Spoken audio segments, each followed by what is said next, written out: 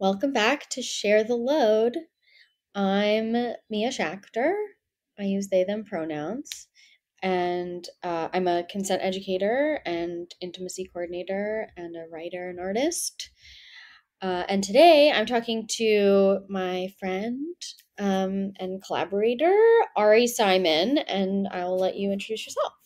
Hi, everybody. I'm Ari Simon, they, them, theirs. I am a grief care worker, facilitator, coach, writer, artist, human person working in a lot of realms around grief and loss and resilience in very both sort of kind of workplace based ways as well as identity based ways. So I have a program called Grief at Work, where I deliver staff trainings and consulting to create grief and loss competent workplaces, and have a handful of other programs like my Queering Death cohorts, and You've Got Male Grief, and other kinds of offerings around really supporting and nurturing folks to just find more ease and resourcefulness and transformation when it comes to how we deal with loss and how we move forward in our lives with more care and transformation. Beautiful. I would love to we just did this IG live and there were like a couple things that jumped out at me that I want to go deeper into now that we're in this Let's space. dive in. Yeah. Well, one thing is I'm wondering, like, kind of as your friend, I guess, like in the narrative of your life, when you zoom out, why grief? Like, do you have a sense of like how you got there? Yeah, I feel like there's a couple of ways, and I had a couple of kind of key encounters that I think opened it up for me. I think grief and even like death is something I've always been really, really interested in, but never thought I could just sort of overtly express. Like I used to do little like imaginary grief rituals when I was like 4 and 5 years old. I Whoa. remember like the last time I ever hung out with my imaginary friend Birdie, I must have been 3 or 4. And I like knew that like it was the end for Birdie. And I like did like a ceremony to like kind of send Birdie. I'm like 3 or 4 years old, and I'm to send this imaginary friend on their way. Um, and so like I always had these kind of like weird, funny things like that. And then I had a couple of really particular deaths in my life. One really in particular of my best friend and roommate in college, when we were living together, was killed in a car accident, in a vehicle fatality, and kind of hate the word car accident, but it's easy to say. We were so used to it. It's like no accident. And I have a sibling who has tried to end their life a handful of times, and definitely deals with suicidality on and off. But it was really my cousin Tess, who was riding her bike to San Francisco in March 2019, was killed on her way to work, and really showing up for her memorialization, and just seeing her like super queer, intentional, like co-op living Bay Area community go through the rituals of processing her loss and processing her death and memorializing her, just was like finally the real big breaking open moment for me of like, oh right, like we could be doing death and grieving so differently and so much more beautifully and so much more like in alignment with what our like who we actually were and our identities and our lives, and like why are we letting these just giant systems, these oppressive systems, these like major religions and all these kind of dominant forces dictate how we grieve and how we memorialize and how we ritualize. So I was like, I got to do something around this. I've been, and when I would start telling friends, they've been like, yeah, you've been talking about this forever. And I was like, I have? Hmm. I didn't even realize, and and so I started thinking about how do I sort of like gather people to really talk about like grief and loss, and really with at the intersection of queerness, both in queer identities and in queer theory. And then I had this experience. Shout out to this amazing movement performance artist worker, Liv Schaefer, up in the Bay, who led this workshop called Mortality in Motion, where Hmm.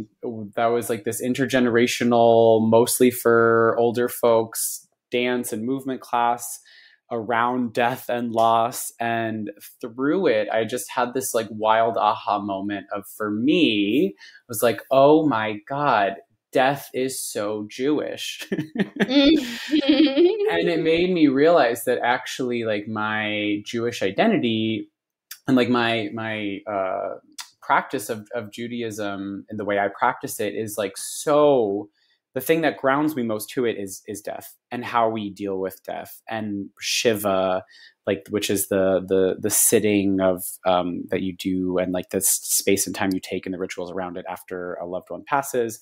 um, but of course also just like both in kind of the oy vey of it all, that there's always this kind of like loss in the air. Of course also just the true epigenetic trauma that I think that I know we carry, the amounts of death that like Jewish people have faced for centuries and centuries and centuries. um, and so yeah, it all just kind of, it was like, I don't know if anyone listening out there is, I've had their own similar experience with this, but it was like once I started pulling on enough threads, the whole thing unraveled, and I realized it was this big giant thing that's been here the whole time. And when I looked back at my sort of previous career, was working in LA City Hall, and I would look at like why that was such a toxic environment to work in.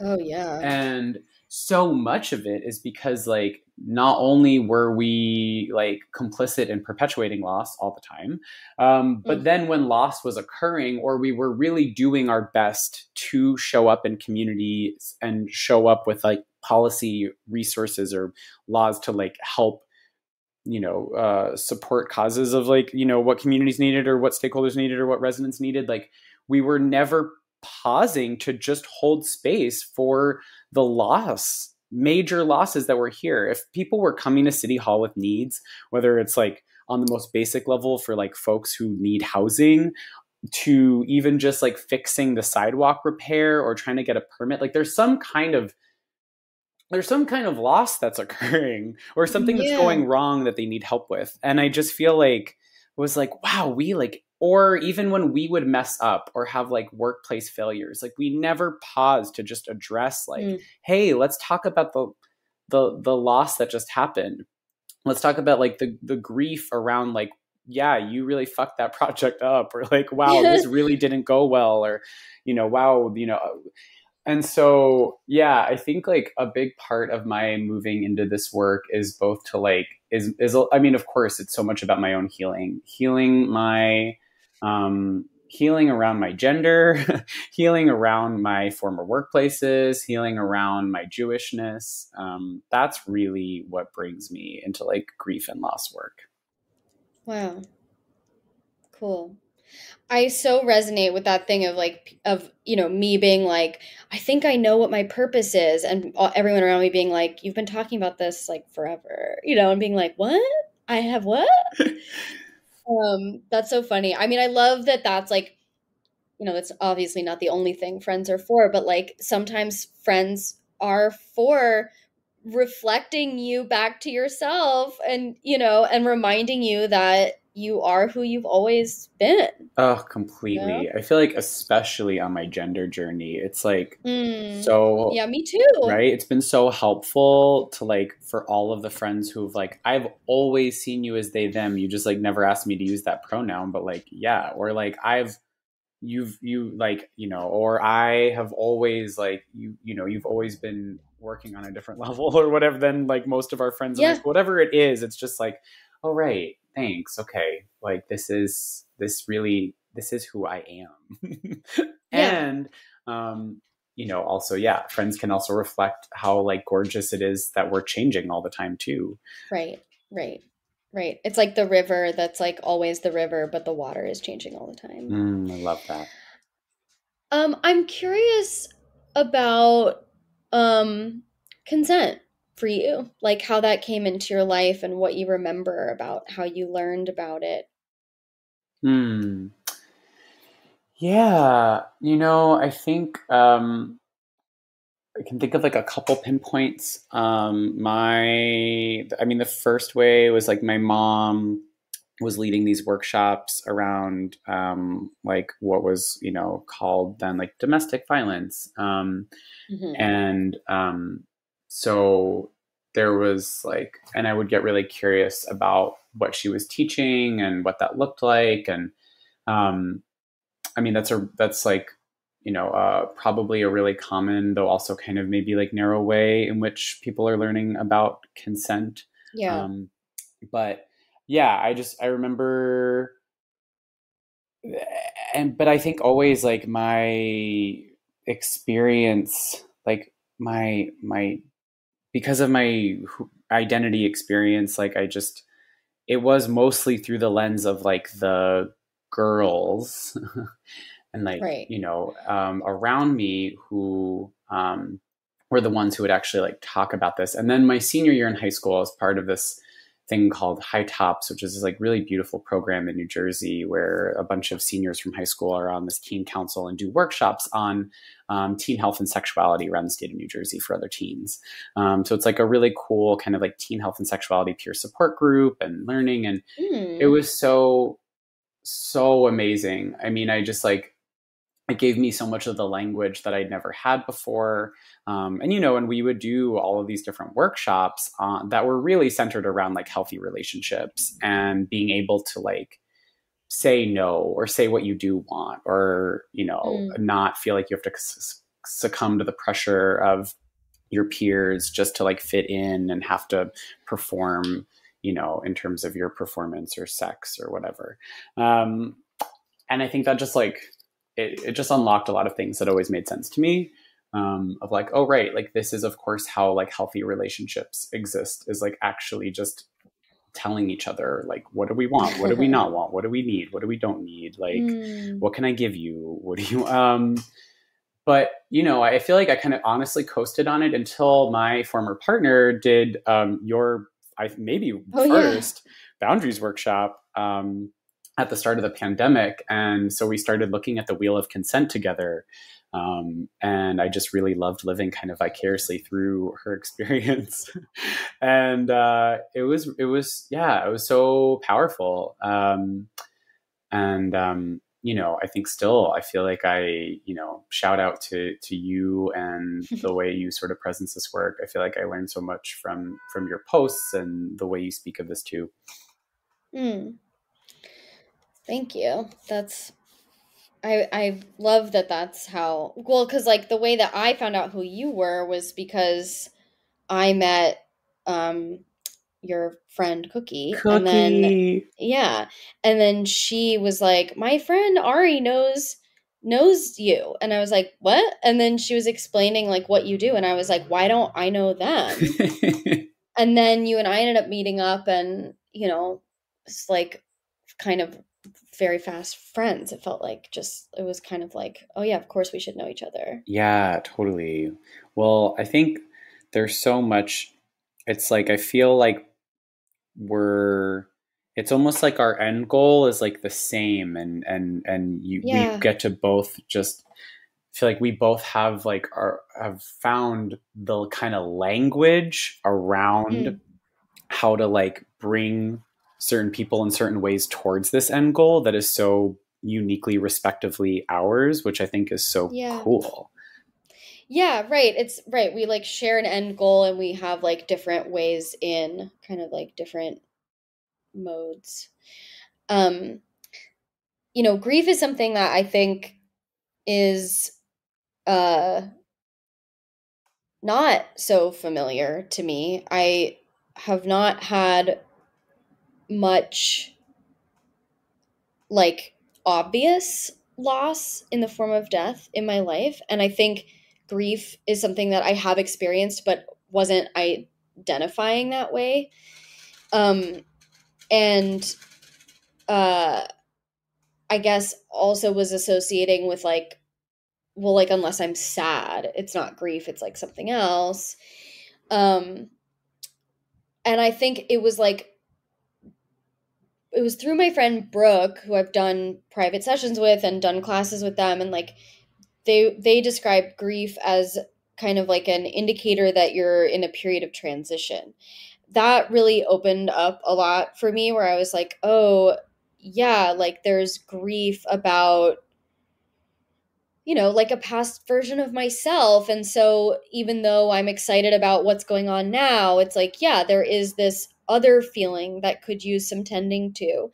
And then more and more recently, my amazing therapist has been like, well, hold on, like before we move on, like let's address this grief. Like this sounds like grief. And I'm like, what? Like this too, And she's like, yeah, like there's some grief there. And I'm like, where? And and it takes me a while before I'm like, oh, that's what that is.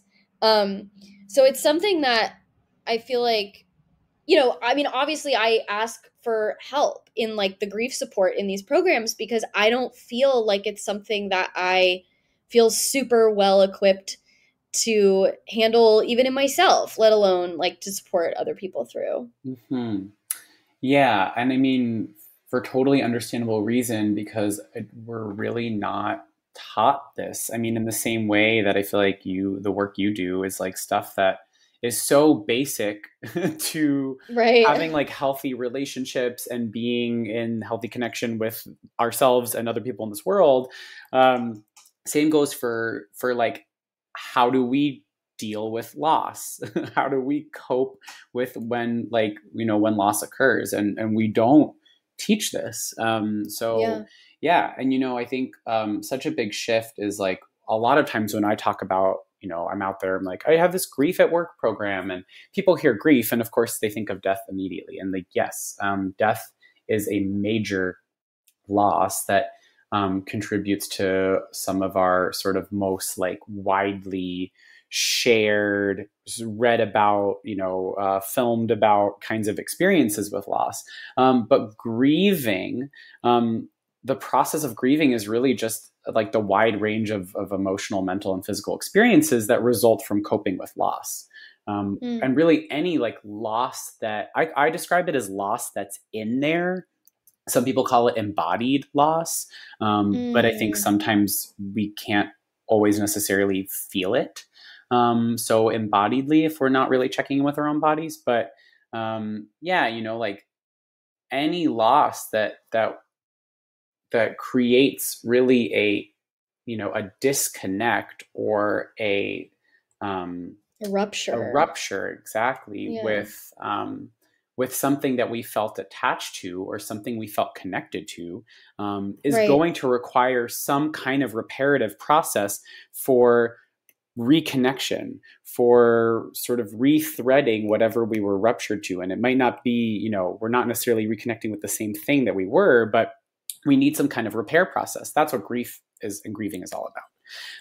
And Yeah. so, I think like a lot of times it really surprises people when I'm like, yeah, no, like we can be, grieving over anything that we felt connected to that no longer is, or no longer is, or never really got to be, or we Hmm. were never Mm-hmm. even allowed to have in the first place but should have been allowed to have, or felt like we wanted. So it might not even be something that it could be something that was in our lives that then is no longer in our lives, but it could also be Yeah. something that we have been denied having in this lifetime, that we know we should have had, or know that we did want, or that we do want. Yeah. um, which is why, I think the more that we are talking about ancestral trauma, in, more sort of like contemporary and mainstream spaces, like the more that we're uncovering how we're all holding so much grief, Hmm. because of all of the things that, like, again, not only maybe we no longer have, but all the things that we were denied having in the first place, or never got to have at all, or, you know. Hmm. I mean, that just makes my mind go to trans people, like the childhood you didn't get to have, or even the adulthood that you feel like you should get to have and people keep denying it to you, or like love that you should totally have and that seems to be, just beyond reach, and the ways that that is not something that's um like there's not much support and there's not much care, or even like identifying that as grief, and then I think it hardens into anger and resentment a lot of the time. I mean, certainly, like, yeah, when I feel like I'm being deprived of something, or like I watch people around me that seem to get to have whatever it is and like I don't, I'm like, I just get angry. I mean, I just feel robbed. And Yeah. it doesn't, when I don't think of it as grief, I don't think of it as something to like move through. Yeah. Right. And I think this is a really big aspect of the way I teach through my grief at work program, especially, is like holding this both, having some cognitive dissonance around, on the one hand, every single person faces death and loss in their lives. Yeah. There is a randomness to loss that anyone can experience anytime, and holding at the exact same time that the system we live in perpetuates more loss and more death for certain people Yeah. over others, or denies certain resources to certain people over others. So therefore, we just really, like, even in sort of in like workplaces and in systems, like, we need to think about that there's going to be different sets of experiences and therefore different sets of needs for those of us who are facing injustice, or born into lineages that have experienced oppression, and or living in Yeah. bodies that experience disability. And so this is a big, like, whoa for workplaces when they're like, well, we have like a pretty decent bereavement policy. Like, we give people like 5 days over like any time over, the few weeks after their loved one passes away. And it's like, well, any one size fits all model for grief care is inherently unjust. Yeah. I mean, I think any one size fits all model for anything. And like, that just makes me think of like the ways that, like, I was just talking to Kitty Stryker on this show, and I was thinking also about intimacy coordination, where like because we live in like a suing culture, that people are like, well, just tell us how to like not hurt people, or like tell us the solution so that we don't get sued, and like if you try to make that um different for different people based on needs and access and things like that, then people start to feel that it's like unfair, and then they sue or whatever it is. And it's like, you can't, just everyone is different. Like everyone is different. Everyone's process is different. Yeah, It's, completely. yeah. And, I mean, another aspect of the everyone's process is different piece that I think really nicely relates to the work that you and I are embarking on together around boundaries and consent and masculinity, is that, like, again, every single person faces death and loss, but when people are avoiding grieving, or don't feel any connection to loss, or are just perpetuating loss without any recognition of it, that aversion itself is often a trauma response. Right. AKA that, like, so often I think there's like so many statistics that have come out since the pandemic about how like 60% of workers, or 60% of people, like, are experiencing like mental health crises like since the pandemic, and like we need to help them. And like, I'm always like, yeah, yes, we need to help them. And also, like, the real red flag population is the 40% of people who are saying that they haven't been mentally affected by the pandemic. Right. I'm Right. like, Like, what? that's who needs the most support potentially. Like, we should Yeah. not be pathologizing people who are like expressing sadness and pain and emotion as the ones who are like weak and suffering and needing support.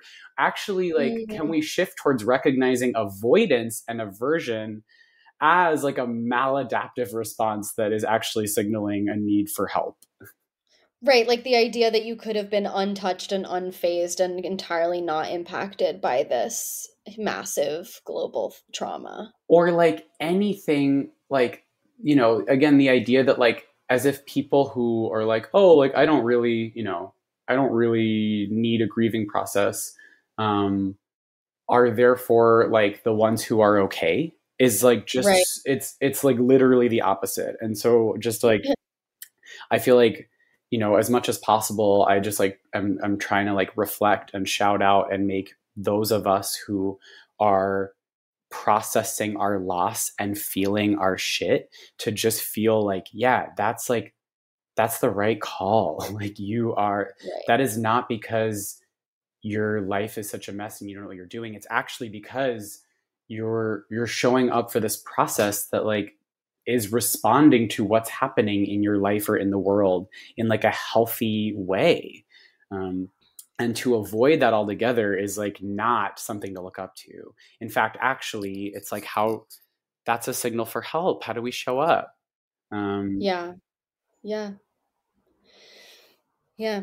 Well, I know that we got to stop. So what I'm thinking is that I'll share a little bit of like why I asked you to come into this program and give my kind of explanation of like grief as it relates to consent.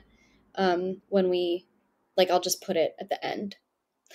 So, thank you, Ari. This was really a wonderful conversation. yeah, of course. I mean, I would maybe just before we wrap, if you Yeah. if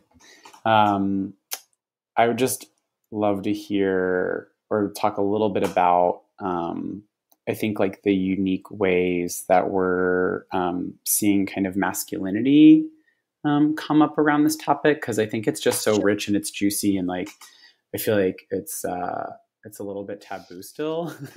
Yeah. So Yeah. to visibilize it, I think, with like from both of our perspectives, would be really cool. Yeah, for sure. I'll follow your lead. Oh gosh, me up first. Okay. Well, I guess it just made so much sense to me when you reached out, and I was so glad to know that you are creating offerings that are specifically looking at masculinity, because of almost exactly what I just said, which like so often, and this is just my hot take, it might be different than yours or someone else's, but like, I feel like so much of our kind of like, in this society, in this space, collective understanding of masculinity is a really weaponized masculinity that is so often used to exclude or avoid or just like try to wield power and control, Yeah. which is so unfair to like what, just like a, I don't know, a more like animated, engaging, connecting kind of quote unquote masculinity could be and look like and live through our bodies. But that, yeah, that like, I think I think you and I both have seen in our workshops and programs that like, for people who really identify with a lot of masculinity, or people who have just been like living with masculinity, that there can just be a lot of aversion, and a Mm, lot of aversion to getting into like things that bring up loss, which consent and yeah. boundaries, as you've said, like absolutely does.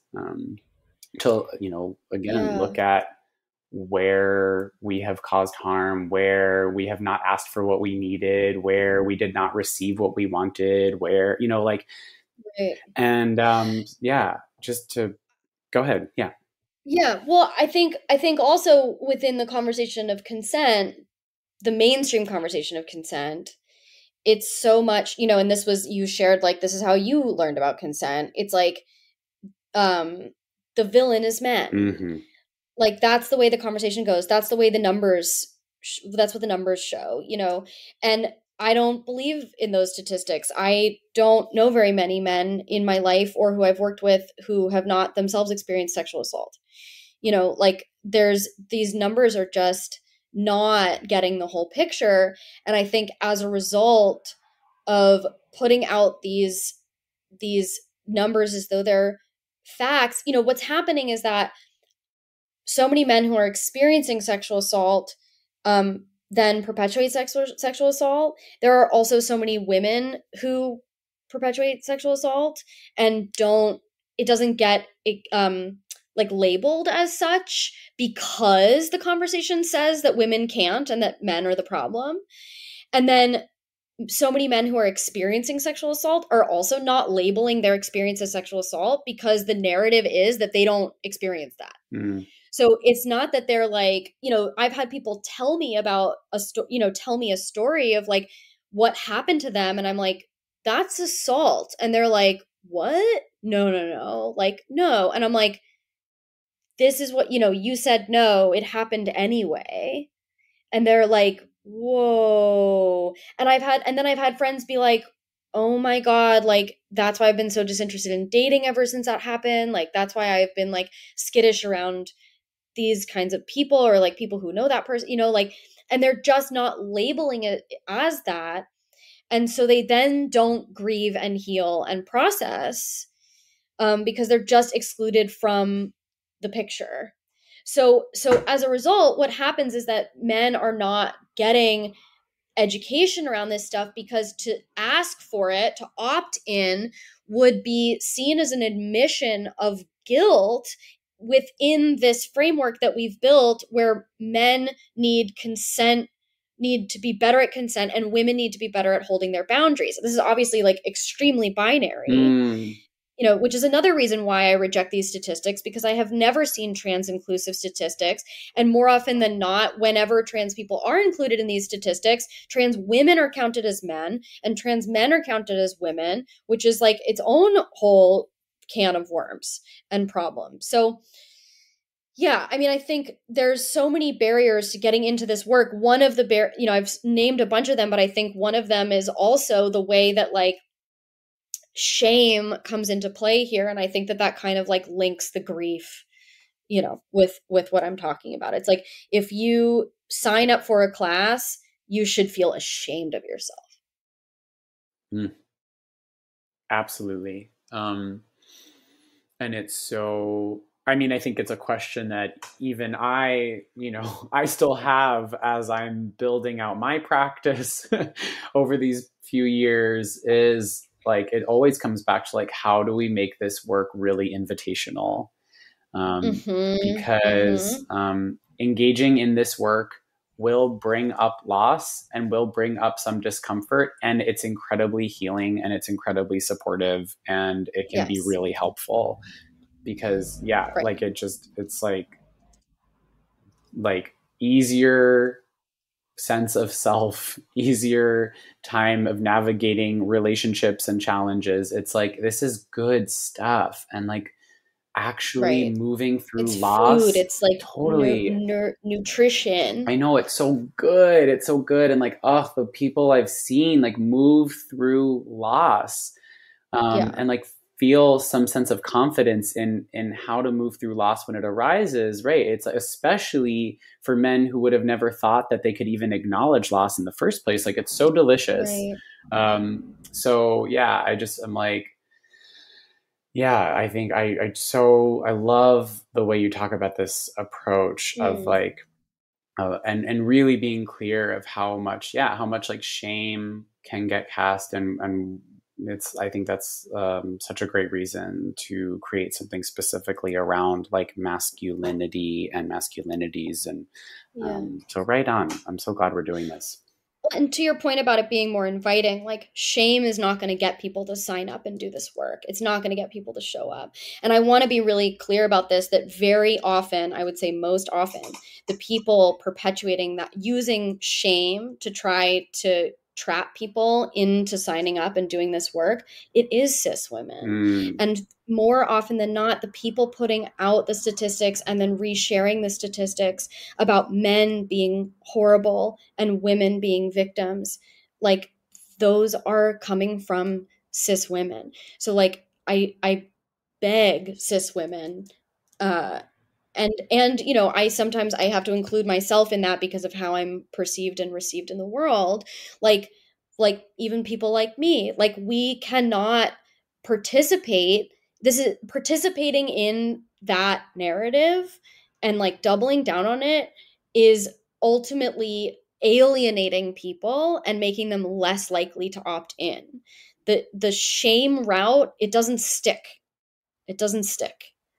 You know, men are not the problem. Like, we are all internalizing this stuff and we are all perpetuating it. And especially, I think, so often women who believe that they couldn't possibly be the problem, that they couldn't possibly violate consent or push boundaries. Like, that is a problem. That is a problem. Yeah. And I think I'll just offer sort of like a yin yang imbalance. I beg of I beg of the men, and Yes. I include myself as someone who is also, you know, perceived and received in that way, um, to not avoid and not hide the Yeah. feelings of sadness and pain and discomfort that you are feeling. Because it doubles down on exactly the thing. And like we as men, we as masculine holding people, we as all people are so deserving of support around grief and Mm-hmm. loss, and support around how to have healthy relationships and ask and receive what we need. Yeah. All right. On that note, where can people find you, Ari? People can find me at ari.fyi. That's on Instagram. That's my website, ari.fyi. You know what? Weird plug, but like I'm for the first time in my whole adult life, I am in my LinkedIn era. I'm like, I don't know. It's messed up. It's really messed up. But I'm finally kind of loving LinkedIn. So you can totally, if you also are like a weirdo like me and it's working for you, find me there. I hear And good things. it's like, I don't know. It just takes a lot of the like Instagramery, influencery bullshit out of it, and Yeah. it has its own like wild toxicity, but I don't know. There's something kind of like, because it's so like workplace and professional, like I feel like it feels kind of Yeah. subversive the way I'm using it. Like, I'm like, I want to see other people post thirst traps on their LinkedIn. Like, let's Other play. LinkedIn. Anyways, yeah, that's I think where you can find me. I'm also really excited to be doing in-person workshops again starting this summer. So you can find me in New York and LA and Idlewild, California, and hopefully Hmm. Toronto. Fingers crossed. Cool. Yeah, Okay, and our program, the 9 week on boundaries and consent and masculinity, starts July 25th. It's 9 Tuesdays in a row. can't wait to see you, Mia, there, and you, Yeah. listener, there as well. Yeah, I hope so. All right. Thanks, Ari. I Thanks, will talk Mia. to you soon. Sounds great. Bye, everyone. Bye.